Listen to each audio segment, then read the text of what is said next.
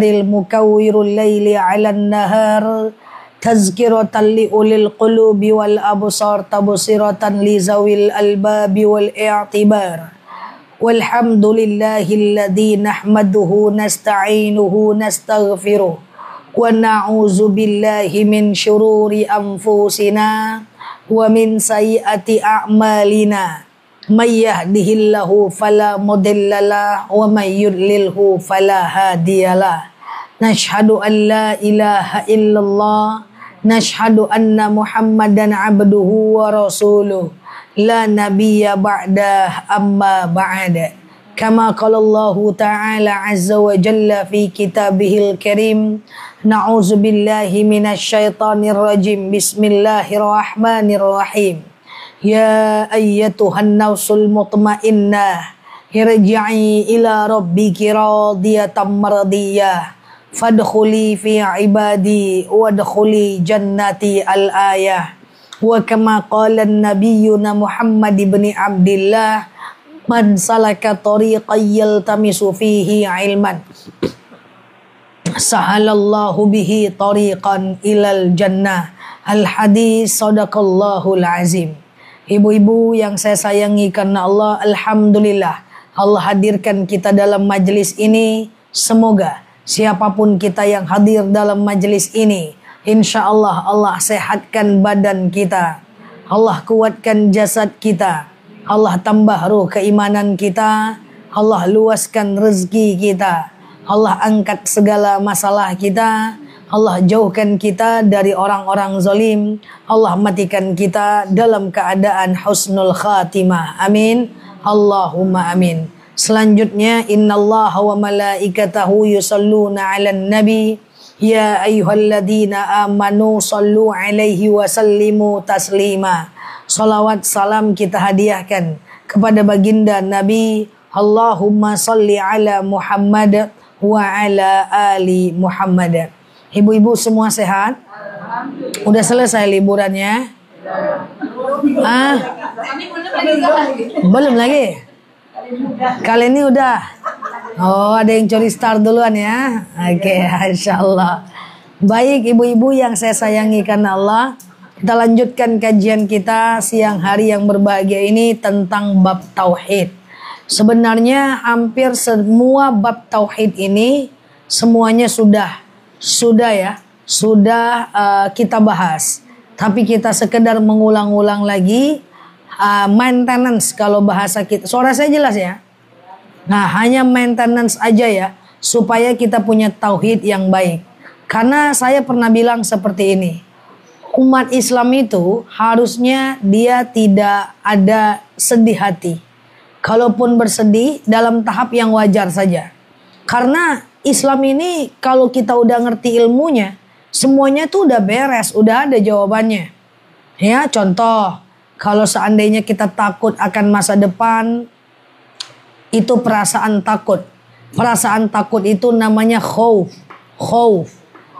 Takut itu nggak apa-apa, beres. Kalau diimbangi dengan roja.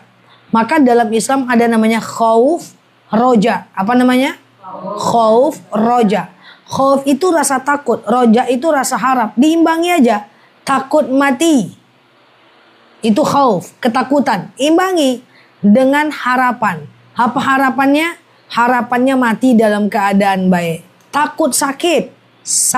Imbangi dengan harapan.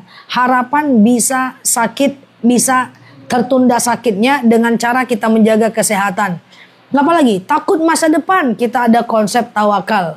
Diuji dengan kesusahan, kita punya konsep sabar.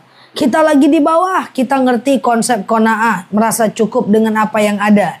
Kita lagi di atas, kita ngerti dengan konsep syukur, bersyukur dengan apa yang Allah miliki, kita miliki. Artinya apa? Umat Islam ini sebenarnya semuanya harus happy, harus bahagia. Kenapa? Karena exit door-nya udah jelas. Maka hari ini kita bahas tentang bab tauhid, prinsip apa yang harus kita ketahui supaya apa? Supaya hati kita jauh lebih tenang. Ketika hati kita tenang, ketika kita membahas dari prinsip-prinsip ini, insya Allah hati kita jauh lebih tenang. Kita mulai?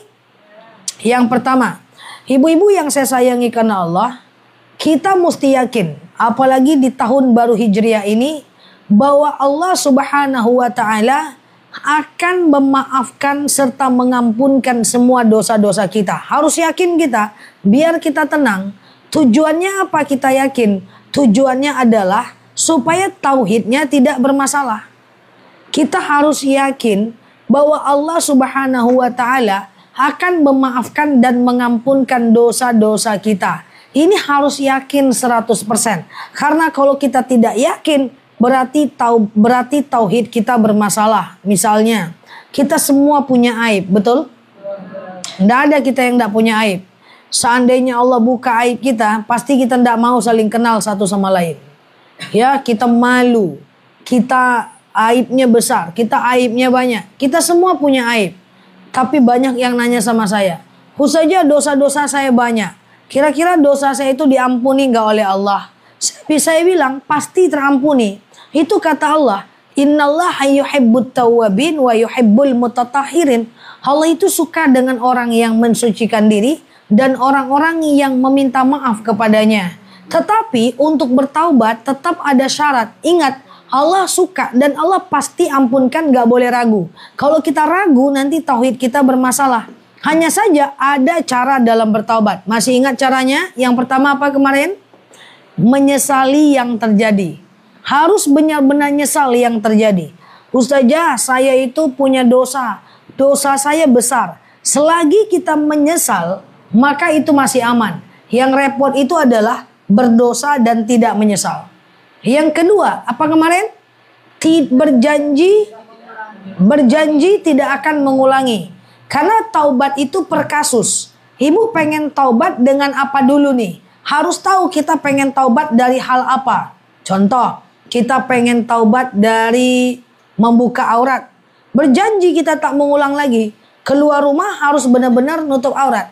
Kita pengen bertaubat dari melawan suami. Harus bisa kontrol diri.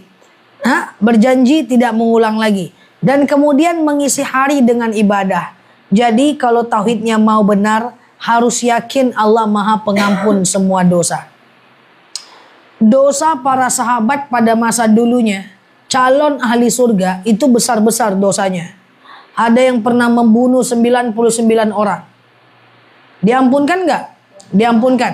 Ada yang pernah berzina sampai 99 kali. Diampunkan nggak? Diampunkan. Bahkan ada seperti Abu Sufyan, seperti Umar bin Khattab yang pernah ingin membunuh Rasulullah. Diampunkan nggak? Pernah ada yang seperti dosa Umar bin Khattab yang pengen bunuh anaknya hidup-hidup. Diampunkan nggak?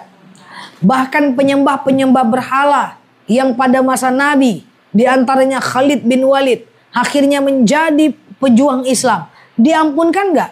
Apalagi dosa-dosa kayak ibu-ibu. Iya kan? Dosa kecil-kecil lah, iya kan? Dosa mari-ari suami, iya kan? Dosa gibah. Kalau saya tengok-tengok nih, dosa nyiram bunga buka aurat. Saya tengok, enggak ada. Dosa posting joget-joget. Ada yang berani bilang enggak? Ada yang berani bilang enggak? Dosa karaoke tapi diposting.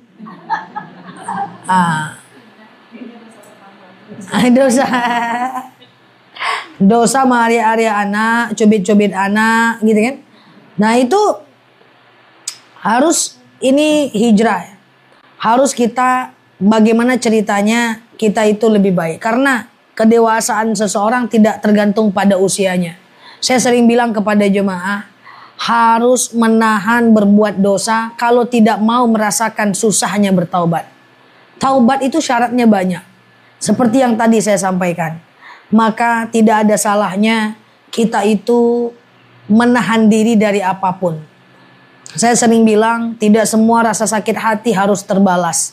Tidak semua pengkhianatan harus terbalas. Tidak semua kezoliman harus dibalas. Tidak semua orang marah ke kita harus balas dengan kemarahan. Tidak perlu. Karena kadang-kadang diam itu adalah sebuah jawaban yang lebih mengamankan kita. Dan bukan karena kita tidak siap untuk membalas, tapi karena kita punya pengendalian diri yang lebih baik. Nah, sehingga kita nggak lelah untuk senantiasa bertaubat. Karena kalau kita bertaubat, kita itu agak ragu nih. Allah itu mengampunkan nggak dosa kita? Diampunkan nggak dosa kita? Diampunkan nggak dosa kita? Padahal insya Allah semua dosa itu diampunkan. Karena tidak ada orang baik yang tak punya masa lalu yang buruk. Tak ada orang buruk yang tak punya masa depan yang baik. Semua kita berhak untuk menjadi lebih baik. Tinggalkan setiap orang yang mengantarkan kita kepada keburukan. Ada teman-teman yang suka kita melakukan ghibah. Tinggalkan dia. Jangan dekat sama dia. Cukup sapa, say hello, jangan dekat lagi. Ada orang-orang yang suka menyakiti hati kita. Kata Umar bin Khattab, tinggalkan. Cukup sapa, jangan terlalu dekat dengan mereka. Apapun yang mendatangkan kepada dosa, boleh ditinggalkan. Insya Allah. Jadi harus percaya bahwa Allah Maha Pengampun semua dosa. Tapi ini agak sulit kalau hubungan dengan manusia. Kalau berhubungan dengan manusia, harus diampunkan, bisa diampunkan kalau kita sampai meminta maaf kepada dia.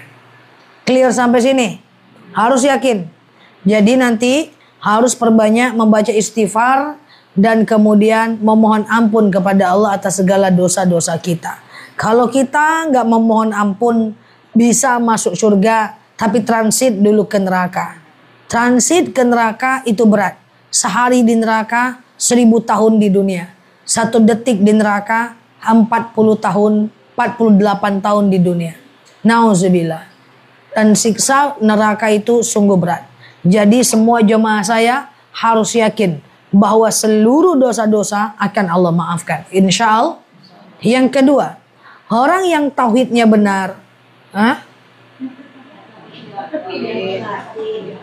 Hah?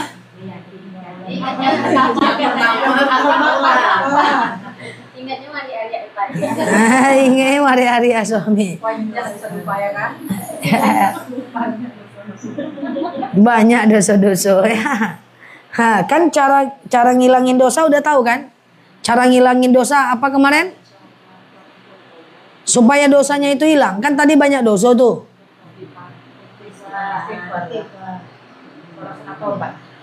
Cara supaya menghilangkan dosa.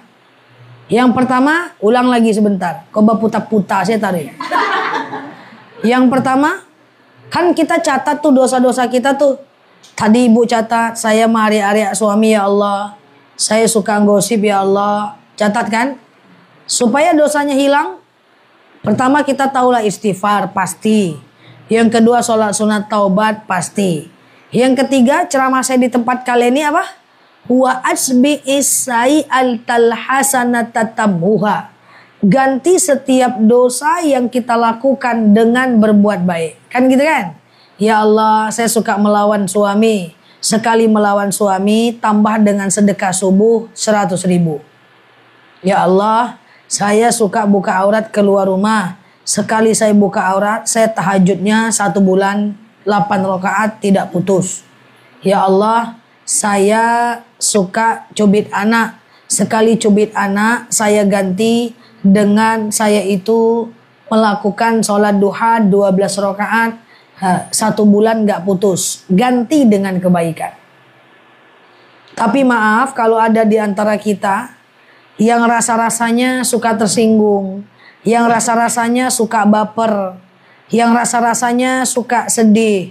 Nggak usahlah terlalu banyak bergaul. Karena kalau semakin kita sedih, ya kalau kita sabar. Kalau nggak kita sabar, nanti telawan pula sama kita.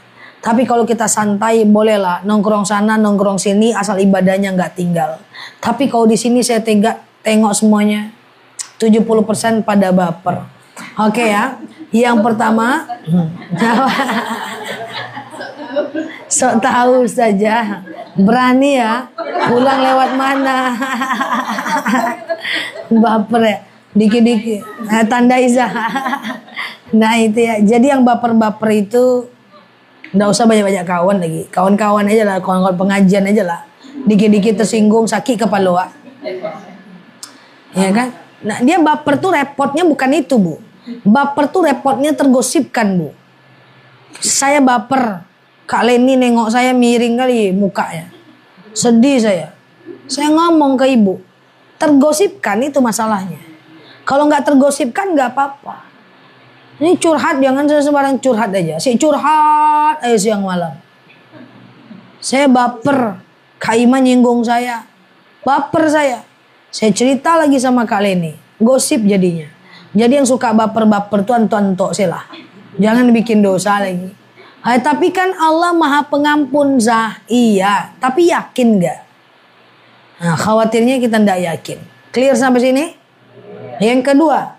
Orang yang tauhidnya benar, dia harus yakin. Nah ini kalau kita yakin hati kita tenang nih. Kita harus yakin bahwa Allah itu pasti akan meringankan ujian buat kita. Ujian dan akan mengeluarkan kita dari ujian. Ingat salah satu sifat mustahil bagi Allah. Mustahil bagi Allah zolim kepada hambanya. Harus ingat-ingat tempel besar-besar di pintu kulkas. Biar gak merasa hidup ini sempit terus. Kenapa kita merasa hati gak tenang? Karena tauhid kita bermasalah. Seakan-akan masalah kita itu besar. Padahal Allah itu gak mungkin zolim sama kita. Tidak mungkin Allah itu jahat sama kita. Dia memberikan ujian yang tak sanggup kita angkat. Tak sanggup kita beban. Gak mungkin, Bu.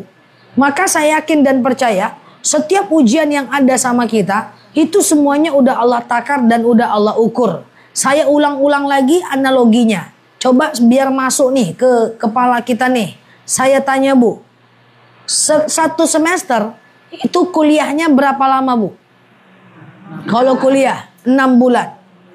Ujiannya berapa lama Bu? 6 bulan. Ujiannya berapa lama Bu? Semua mata kuliah 1 minggu saja. Belajarnya 6 bulan, ujiannya cuma 1 minggu aja. Berarti ujiannya sedikit atau banyak? Sedikit saja. Itu konsep pertama yang harus kita masukkan ke kepala kita. Ujian Allah itu sedikit. Kemudian yang kedua, saya pengen sampaikan kepada kita semuanya.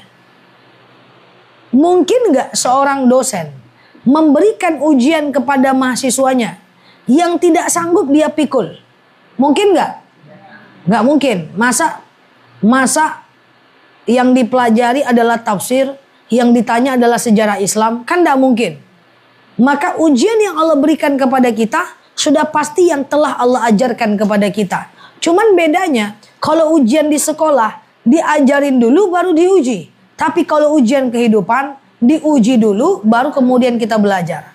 Kemudian yang ketiga, ujian Allah itu sudah pasti sangat sedikit. Kenapa kita menganggap ujian besar? Saya ulang lagi, kita ini selalu menganggap ujian hidup besar. Karena kita fokus dengan ujiannya. Kita tidak fokus dengan nikmat yang Allah berikan kepada kita. Contoh misalnya, kita lagi jualan. Hari ini diuji dengan jualan gak laku. Sedih kita hari ini gak laku. Kita lupa bahwa kemarin sudah banyak laku dan ke depan akan mungkin laku. Kita fokus itu saja sehingga kita merasa ujian berat. Yang kedua, ujian anak durhaka. Ada satu anak yang durhaka, tapi kita fokus satu anak yang durhaka aja. Kita lupa ada 4 anak yang juga baik sama kita. Betul ya? Contoh ujian, misalnya suami saat ini nggak bekerja, nggak bisa memberi nafkah. Kita fokus dengan suami nggak bisa memberi nafkah. Kita lupa bahwa dia sudah menafkahi kita bertahun-tahun dan saat ini memang dia lagi nggak bisa. Contoh, diuji dengan suami yang kalau ngomong nggak nyambung. Kita cuman pikir dia ngomong nggak nyambung aja. Kita lupa bahwa ternyata walaupun ngomongnya nggak nyambung, tapi orangnya baik. Kok angguknya kuat ya? Orangnya baik, dia mau menafkahi, lupa kita. Jadi coba hidup ini kita fokus dengan nikmat. Lelah dalam bekerja itu ujian gak? Lelah dalam pengajian itu ujian gak? Ujian. Lah kalau kita fokus dengan ujian, misal saya, apakah gak capek? Pagi, siang, malam, saya ngomong terus. Kalau perempuan cuma ngomong 10.000 kata, saya udah tak terhitung berapa kata yang saya ngomong. Udah gitu di mobil, nelpon pula.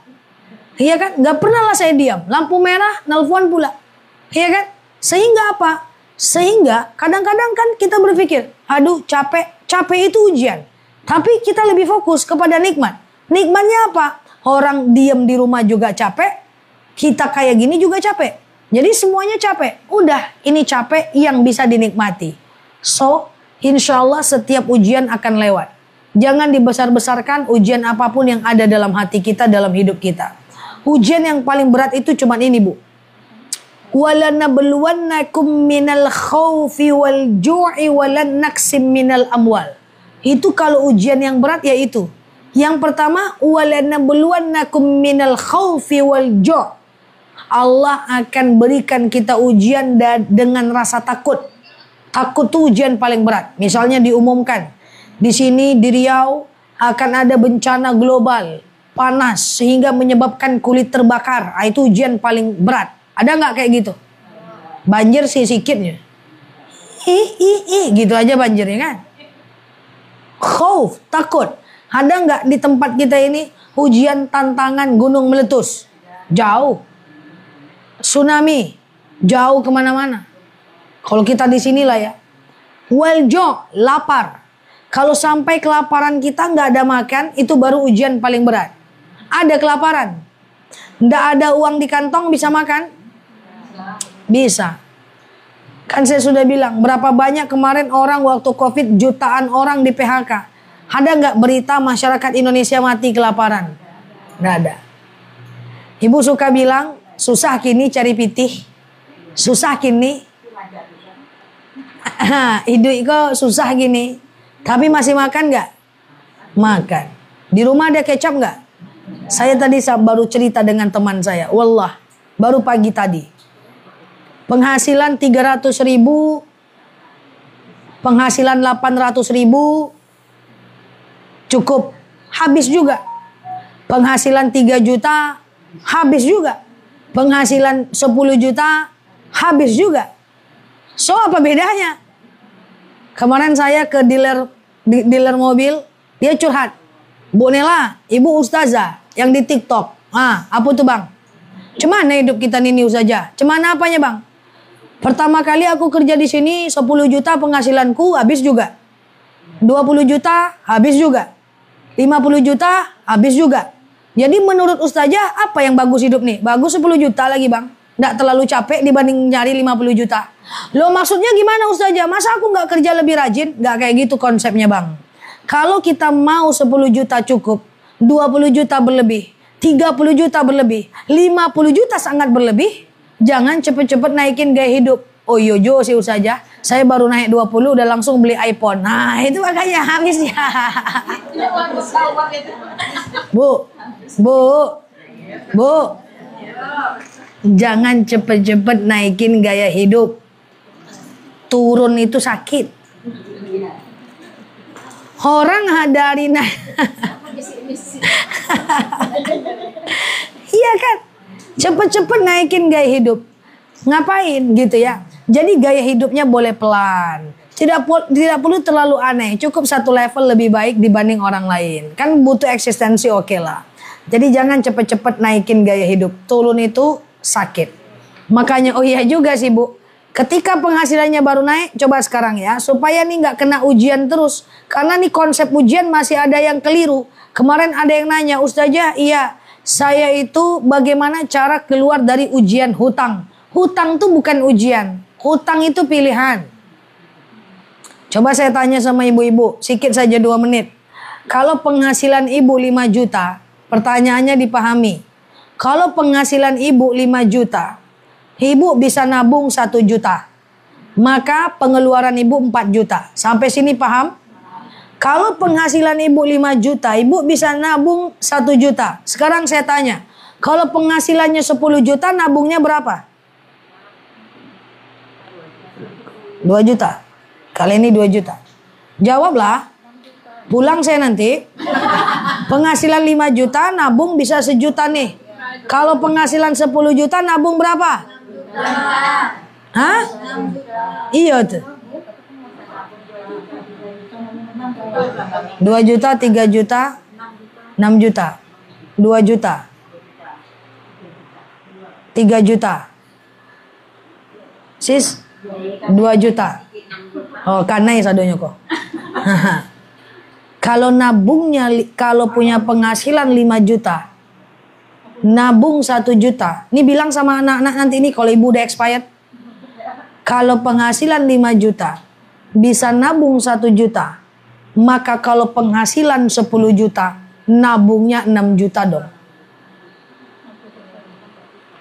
Loh kok gitu konsepnya Ustazah? Kalau penghasilan 5 juta, nabungnya 1 juta, berarti ibu bisa hidup dengan uang 4 juta. Penghasilannya naik 5 juta. Hidup aja dengan uang yang 4 juta. Bisa kok hidup tanpa ini? Maaf, ada guru di sini? Kalau guru bisa hidup dengan gaji 2 juta, ada sertifikasi, tabung semuanya, sebagian zakat dan sedekahkan untuk masa depan, untuk beli lifestyle cash. Karena kita nggak butuh uang sertifikasi. Sebelum sertifikasi bisa hidup kok. Paham sampai sini? Uang THR butuh nggak sih? Sebelum ada THR bisa hidup kok. Kok kayaknya nggak setuju ya? Lo bisa hidup kok. Yang repot itu, dia guru gaji 3 juta, dia bisa hidup, pas sertifikasi dapat 3 juta lagi, habis juga. Ngapain ada sertifikasi?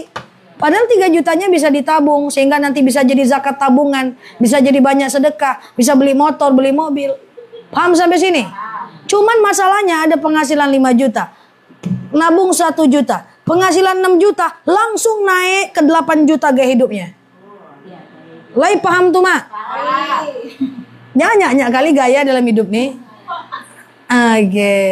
Boleh saya naik saja? Boleh. Tapi nanti kalau udah 15 juta, boleh ke 6 juta dinaikin. Mantap.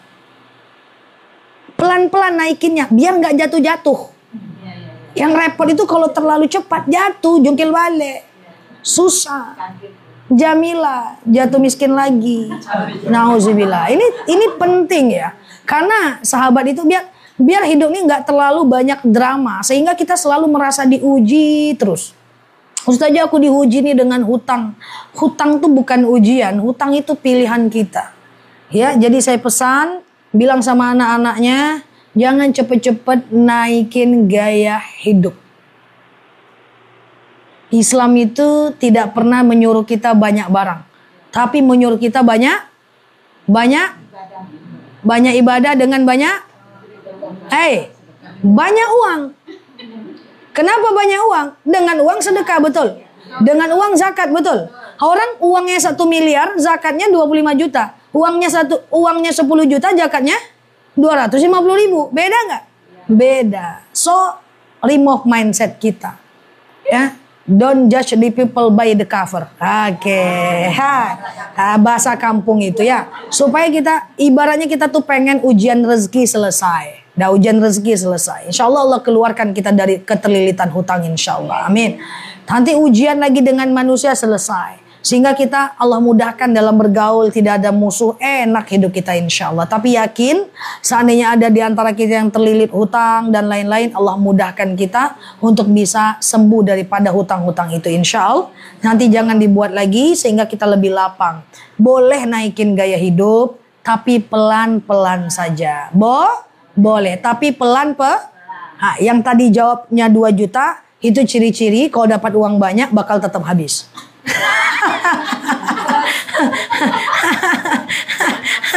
Oke, jangan baper, tenang aja. Saya pulang nanti lewat Eko Hospital.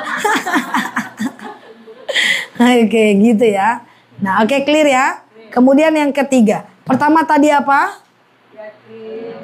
Yakin Allah akan memaafkan dosa-dosa kita. Senang hidup kita ini. Kita nih kalau salah itu enggak apa-apa, Bu. Yang penting jangan ulang lagi. Itu aja. Yang kedua, yakin Allah mengeluarkan kita dari ujian kita. Kemudian yang ketiga, ini yang paling mantap, makjur, maknyus kalau mau tenang. Tenang hati kita, Bu. Enggak kita flexing sana, flexing sini, enggak. Enggak kita akhirnya pamer sana, pamer sini, ria sana, ria sini, enggak perlu lagi. Kenapa? Karena kita yakin Allah akan membalas semua kebaikan kita. Ingat, kebaikan dibalas oleh Allah bukan dari orang. Ada dalil may ya'mal mithqala dzarratin syarran yarah, may ya'mal mithqala dzarratin khairan yarah. Tidak ada kebaikan yang sia-sia di hadapan Allah. Walaupun hanya sekedar mengawaskan duri di jalan. Makanya saya suka tuh dengar-dengar ada pertanyaan entah dari mana dapatnya. Ustazah katanya nggak boleh sedekah kalau masih ada hutang. Masa kayak gitu? Orang sedekahnya masih lama jatuh temponya. Masa dia, hutangnya masih lama jatuh temponya. Masa dia nggak boleh sedekah walaupun cuma 2.000 perak? 2.000 sedekahnya tetap Allah balas. Kalau nanti dia nggak bayar hutang, maka Allah kasih dosa. Nanti ditimbang berat dosa dan pahalanya. Ustazah katanya kita nggak boleh untuk puasa sunnah kalau kita belum puasa kodo. Boleh, puasa sunnahnya boleh, tapi kodonya disegerakan. Kodo itu kan waktunya luas sampai Ramadan.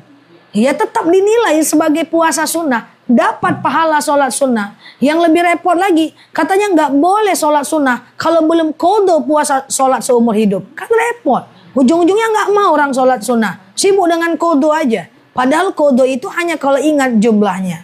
Jadi semua kebaikan kita Allah balas. Semua kejahatan kita Allah akan balas. Tidak ada yang akan mungkin sirna di hadapan Allah. Makanya ceramah kita 2 bulan lalu, jangan pernah berharap balasan kebaikan dari manusia. Karena itu tidak akan membuat kita semakin baik. Kalau seandainya orang itu nggak balas, biasa aja. Kita kasih sedekah ke orang. Kalau kita kasih ke badut masih agak lucu lah sedikit. Joget-joget dia kan. Kita kasih dia joget-joget dia. Masih senang lah hati kita sedikit kan. Kadang-kadang kita kasih sedekah ke bapak-bapak yang jualan kerupuk. Belanjanya kita 5.000. Belanja kita 10.000. Kita lebihkan. Dia diem aja. Apa kata hati kita? Alah dia gila. Biar ngangak siapa rumah. Nggak ada bilang mau kasih. Nah itu nggak boleh ada perasaan kayak gitu. Karena saya sering sampaikan. Tidak semua orang bisa mengucapkan terima kasih dengan cara yang elok. Tidak semua orang ngerti cara bersyukur yang benar. Tidak semua orang ngerti cara memuji yang benar. Jadi kalau kita berbuat baik sama orang, orang itu tidak membalas kebaikan kita, bahkan tidak ngomong terima kasih, jawabannya detachment. Apa itu detachment? Abaikan. Tawakal. Allah pasti ganti. Siapa yang bisa jamin? Jangan-jangan ibu menjadi mau mengaji, yang tadinya tidak mau pengajian, itu karena nikmat, karena kebaikan ibu yang mana. Pengajian ini tidak semua orang mau, Bu. Kalau nggak hidayah dari Allah, Bu. Betul ya? Pengajian online, offline. Kebaikan yang mana sih yang mengantarkan ibu kepada pengajian ini? Kebaikan kita yang mana yang mengantarkan kepada kita suka ilmu agama? Kebaikan yang mana yang mengantarkan kita kepada sehat seperti sekarang? Kita nggak tahu kebaikan yang mana. Kadang-kadang kebaikan kita itu Allah balas dalam bentuk nikmat hidayah. Ini Masya Allah. Masih muda-muda, masih glowing-glowing karena skincare nih. Ya, nah ini kita nggak tahu Bu kebaikan yang mana ini. Masih banyak teman-teman kita yang nggak mau dengar pengajian. Yang kalau kita bilang Masya Allah, dia bilang terbakar aku. Masih banyak. Tapi kita Allah kasih nikmat untuk bisa berzikir seenaknya dengan teman-teman yang satu lingkungan sama kita. Kalau ada maaf, di sini usia 60, 70, nikmat mana lagi yang mau didustakan saat di usia tua kita pengajian? Maaf, saya minta maaf. Masih banyak orang-orang tua yang tidak sempat pengajian harus jualan di pasar. Harus jual cabai di pasar. Harus jualan, harus ngangkat barang berat-berat. Harus jualan di kedai. Sehingga nggak bisa pengajian. Maka hari tua yang sangat diinginkan adalah hari tua yang mengisi hari dengan ibadah. Betul enggak? Kita anak udah besar-besar. Ada uang pensiun dikit-dikit. Ada uang kontrakan dikit-dikit. Udahlah, makan apa adanya.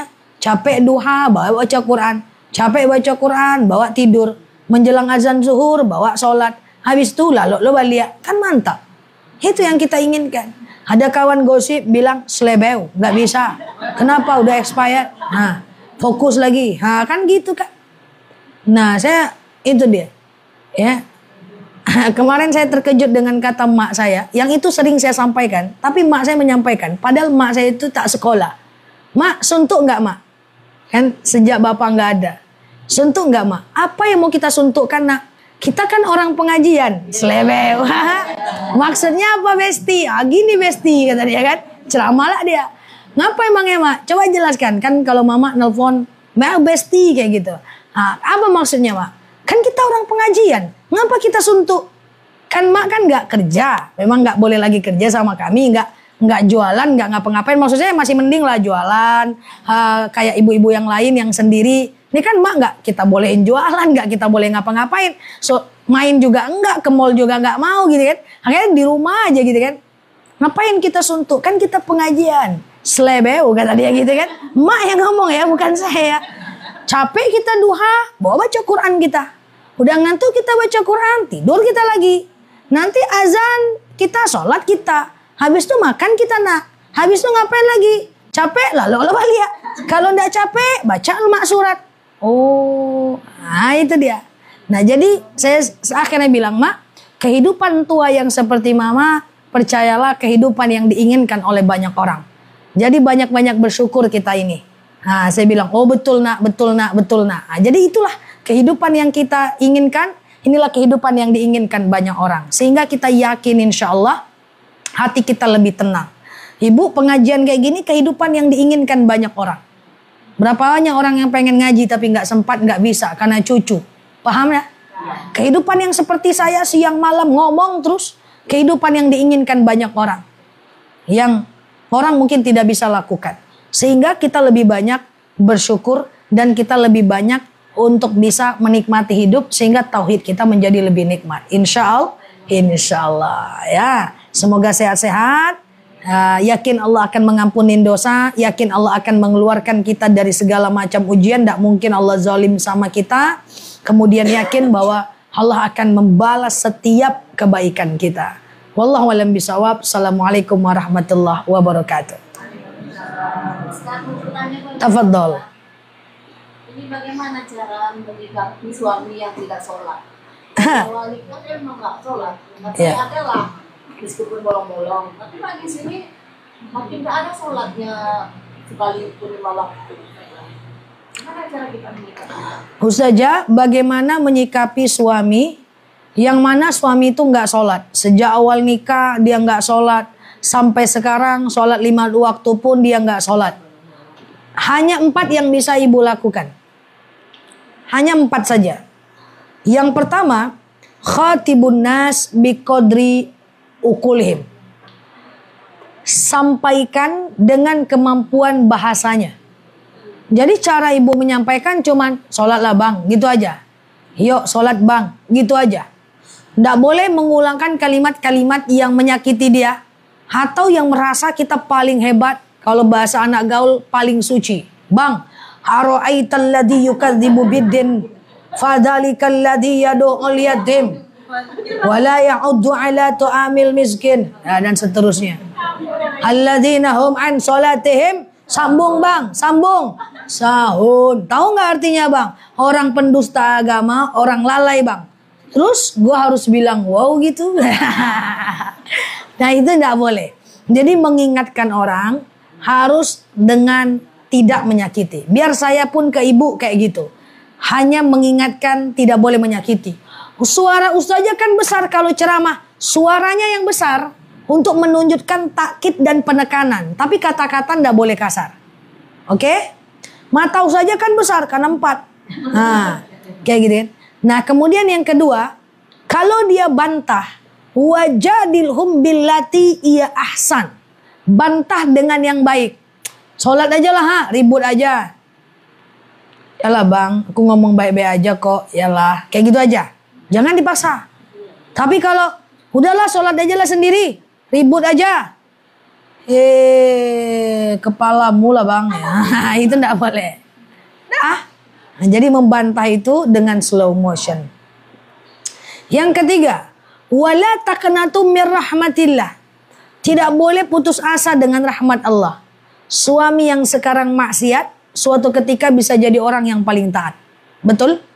Suami yang sekarang, anak yang sekarang maksiat, bisa jadi suatu ketika menjadi hati yang paling taat. Masya Allah. Bisa lah jadi lebih taat dibanding kita. Kemudian yang keempat, sabar dalam dakwah. Ingat, tugas kita cuma nyampaikan. Berubahnya orang bukan urusan kita, itu udah makanannya Allah. Tenang aja lah bu, di akhirat itu kita masing-masing kok. Yang penting kita udah ngingatin. Memang kita semua pengen masuk surga sama suami kita. Tapi kan la yaziratun wizra ukhra. Di akhirat akhirnya kita masing-masing. Jangan sampai nyakitin orang untuk ngingetin orang. Karena kalau kita nyakitin orang untuk ngingetin orang, ujung-ujungnya kita juga dosa. Mana mau kita? Clear? Enggak juga. Enggak. Apa betul jodoh itu cerminan diri kita? Enggak. Enggak. Jodoh kita cerminan diri kita. Kalau kita nggak sholat, jodoh kita nggak sholat gitu. Lah Nabi Nuh dengan Nabi Lut, istrinya nggak sholat. Lah Firaun, istrinya sholat. Yang mantap itu kayak keluarga Ibrahim. Tapi 2 belah istrinya.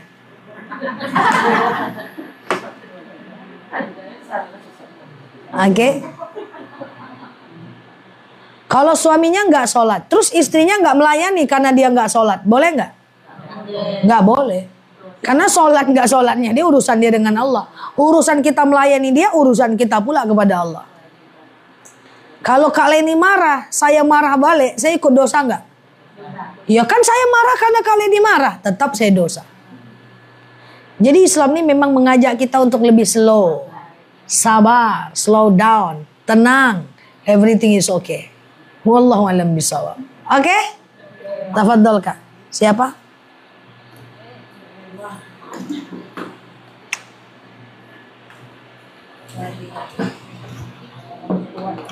Al-Fatihah. Bu, dek, Bu.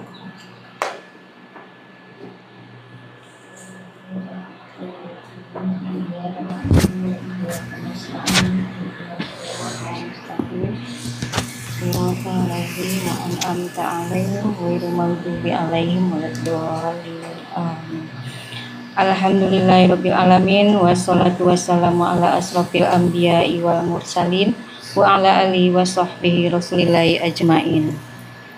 Allahumma ighfir lana dzunubana wa liwalidina warhamhuma kama rabbayana shaghira.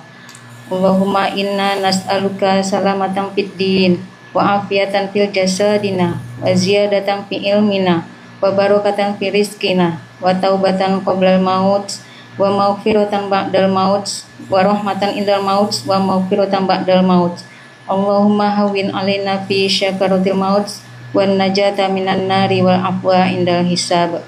Allahumma inna na'udzubika minal hammi wal hazan wa na'udzubika minal ajzi wal kasal wa na'udzubika minal jubni wal bukhli wa na'udzubika min ghalabatid dain wa qahari rijal. Rabbana zalamna anfusana wa illam taghfir lana wa tarhamna lanakunanna minal khasirin. Rabbana la tuzigh qulubana ba'da idh hadaitana wa hab lana min ladunka rahmah innaka antal wahhab.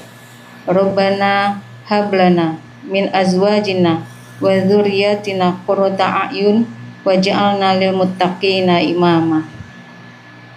Allahumma inna nas'aluka ilman nafi'an wa rizqan thayyiban wa amalan mutaqabbala. Rabbana taqabbal minna sholatana wa siyamana wa qiyamana wa ruku'ana wa sujudana wa ta'abbudana wa tadarru'ana wa takhassu'ana wa tamim taksirona ya Allah ya Rabbal alamin. Allahumma yassir alaina umurana wa la tu'assir alaina umurana. Allahumma nuril qulubana bi tilawatil Qur'an wa sabbit aqdamana bi nuril Qur'an. Allahumma antas safi la sifaan illa sifauk isfina la sifaan illa sifauk. Allahumma in kana rizquna fis sama fa anzilhu wa in kana rizquna fil ardi fa akhrijhu wa in kana rizquna ba'idan faqarribhu wa in kana rizquna haraman fatahhiruhu wa in kana rizquna qalilan fa